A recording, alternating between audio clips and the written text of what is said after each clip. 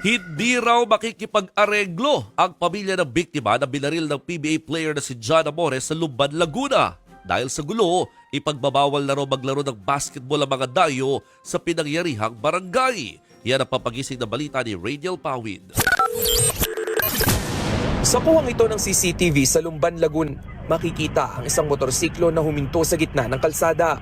Bumaba ang angkas sa kahinabol ang isang lalaki at nagpaputok ng baril. Tumakbo ang gunman at sumunod naman ang rider. Saka sila sabay na tumakas. Ang lalaking namaril sa video kinilalang si John Amores na player ng PBA team na Northport Batangpier. Kapatid naman niya ang nagmaneho ng motor. Maswerteng hindi tinamaan ng bala ang target ni Amores na si alias Lee. Sa cellphone video namang ito nakuha bago ang pamamaril. Ang lalaki makikitang nagkakainitan na sina Amores at iba pang lalaki. Pilit pang nilapitan ng isang lalaki si Amores habang umawat naman ang iba.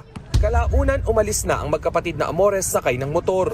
Base sa investigasyon, pikunan sa basketball ang dahilan ng pamamaril.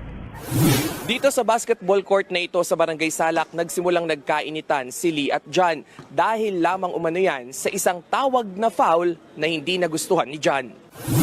Kwento ng kaibigan ni alias Lee, kakasimula pa lang ng laro, uminit na raw ang ulo ni Amores. Siguro hindi nagkaunawaan, miscommunication para sa isang banda. Ganun. Paano sir nagsimula yung miscommunication? May mga nasabi ba kung salita na hindi nagustuhan? Yung mga konting trash talk lang, gano'n, sa loob lang ng court. Sa loob lang naman ng court yun. 2,900 pesos daw ang pusta sa laban, pero hindi niya raw aakalaing aabot sa gulo ang simpleng basketball. Kaibigan din namin sila yun. Mga teammate din namin sa basketball, sa Intertown. Kalaban, kakampi. Ayon naman sa isang nakapanood ng laro, tila may binubunot na raw sa bag si Amores habang paalis pa lang ng court. Bago siya umangkas, kinuha muna niya yung bag niya at alam ko may kargada yon pagka ganun.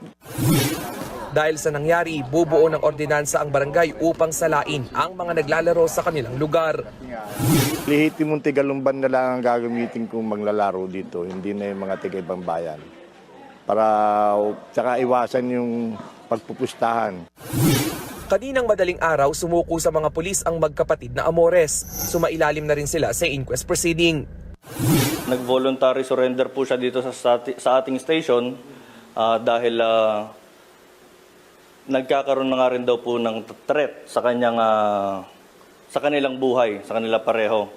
So, napag-isipan po nila at napag-desisyonan nila na dito na lang po sumuko sa police station. Hindi nagbigay ng pahayag ang magkapatid na Amores na naharap sa reklamong attempted murder.